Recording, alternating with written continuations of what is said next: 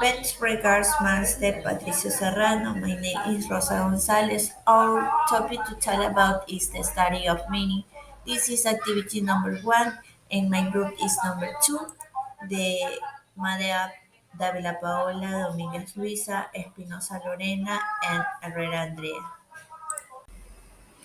In this video, we are going to talk about the systematic study of meaning. According to Trailer, understanding meaning is a process that involves several fields of study. He indicates that there are three disciplines that deal with the systematic study of meaning: psychology, philosophy, and linguistics. Psychology studies how humans process and interpret meaning in their minds.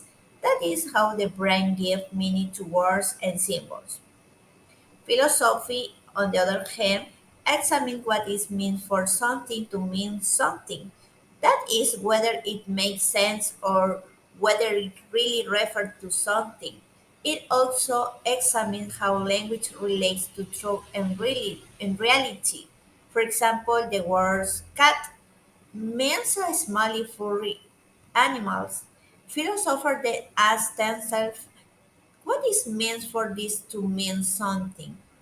They analyze how these words are associated with the word or with the idea we have. For example, does the word cat mean the same thing to everyone? Do words have meaning in themselves, or do we give that meaning? These are some of the questions that philosophy studies. And the third discipline is linguistics, which focuses on how words are structured into sentences and communicate meaning through language. That is, how phrases interact with context to express ideas. We cite that psychologists associate different meaning based on emotion, memory, and personal context. For example, when a person hears the word house, they don't just think a physical house. They may also feel warmth, love, or security. On the other hand, someone who has had a bad experience might feel sadness. They show that meaning is not only linguistic but also psychological and emotional, as each mind relates word to their experience. Another example is that the word dot may cause standards to a person, while someone who has experienced a bit may cause disgust and discomfort.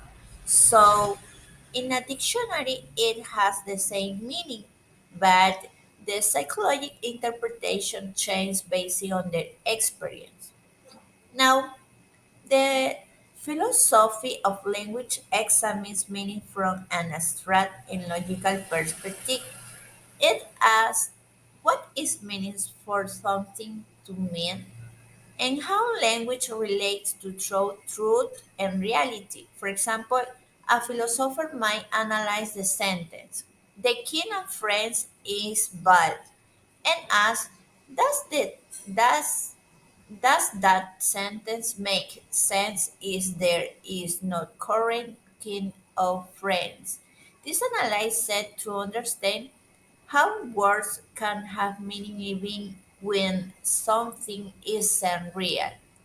Furthermore, philosophy explores the relationship between language, reality, and mind.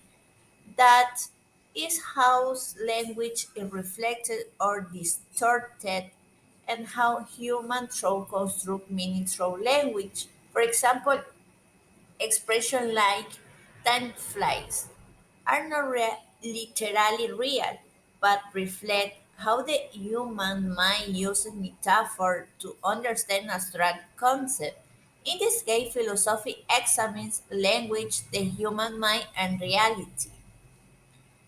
Finally, linguistics focuses on how meaning is constructed, how context change interpretation, and how different grammatical forms express different intention.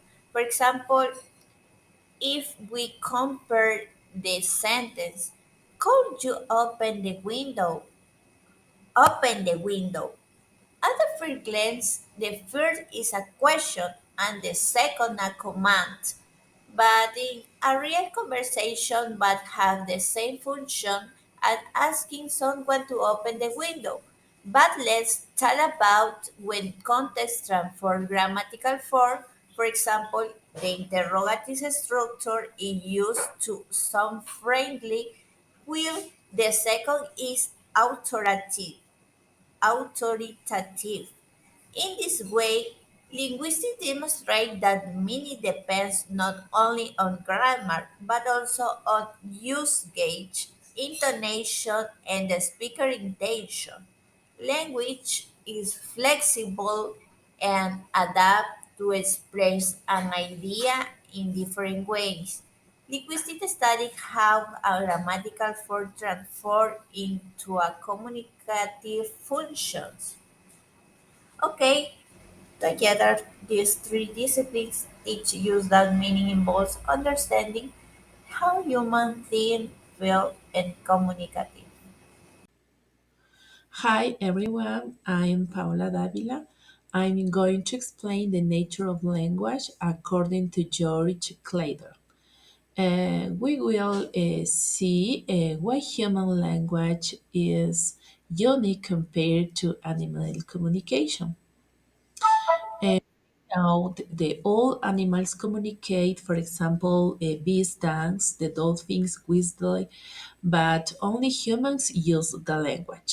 The difference is that the animals communicative with fixed signals, while the humans can talk about the past, the future, or even things that don't exist. This makes our language stimulus free and creative. Okay, the stimulus free and creativity. The human language doesn't need a direct cause to exist. For example, I can talk about my childhood, a dream, or a city that doesn't exist. That is a stimulus freedom. Okay, the language is also creative. We can produce and understand sentences we have never heard before. That is why human can invent stories, songs, or even nonsense words. The structure of language. The another future is productivity. The human language is made of two levels of structure. The principal level one, the phonemes, that is the smallest sounds for example, P, T, or E. The level two, there are the words that formed by combining the phonemes. Then with just a few sounds, we can create the thousands of meaningful words. For example, pat, tap, and apt. Okay, arbitrariness and universality. Well, the language is also arbitrary, the meaning there is no natural link between a word and what it represents. For example, the word goat doesn't sound like the animal itself. All languages are complex and adaptable, and none is more natural or superior than another. Every human society has languages. It is what makes us human.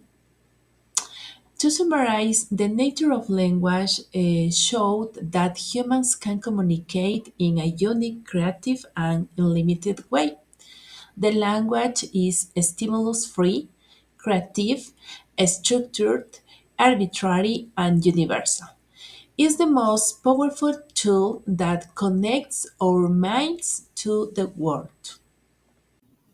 Every human being acquires the language of the society they grow up in. From early age, children begin to absorb the sounds and words around them. Around the age of 12 months, they start to imitate simple words like mama or baby. And by 18 months, they can produce short phrases such as daddy, bye bye, or baby up. Language development follows a natural timetable, just like walking or crawling. As children grow, their utterance become more complex, showing that they are not just copying but actually creating language. At the same time, language and thought develop together. Our ability to speak and our ability to think depend on each other. Interestingly, most of our language knowledge is inconscious. Inconscious. We use grammar and vocabulary correctly, but we can always explain how we do it. And finally, language is creative, even though it has limits, a fixed number of words and rules, and we can produce and understand an infinite number of new messages and ideas. When we talk about what it means to know a language, we are really talking about several interconnected systems. First, speakers have a vocabulary which includes the words they use and understand. There is a phonology which refers to how sounds are organized and pronounced. Morphology explains how words are formed, for example, connect, connected, or connection. Syntax deals with how words are combined into phrases or sentences, and semantic focus on meanings, how words and sentence convey ideas. All these systems together make up what we call grammar. Grammar can be understood in two ways as the implicit knowledge that the speaker naturally have about their language and as the explicit description that linguists create to explain that knowledge. In short, grammar includes phonology, syntax, morphology, and semantics, all of which allow us to communicate, understand, and express our thoughts effectively. Demonstrating semantic knowledge.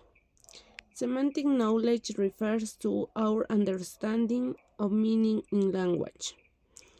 It's the ability to recognize, interpret, and use words, phrases, and sentences appropriately based on their meanings and relationships.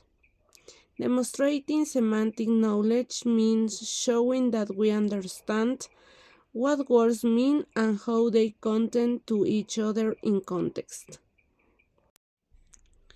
Key points about demonstrating semantic knowledge. Vocabulary understanding. Knowing word meaning and using them correctly in sentences. For example, happy and joyful are synonyms, but happy is more common in everyday speech. Another is categorization. Is the grouping words into meaningful categories like animals, colors, actions, emotions. For example, recognizing that dog, cat, and rabbit belong to the category animals. Word relationships. Understanding relationships like synonyms, antonyms, and ononyms.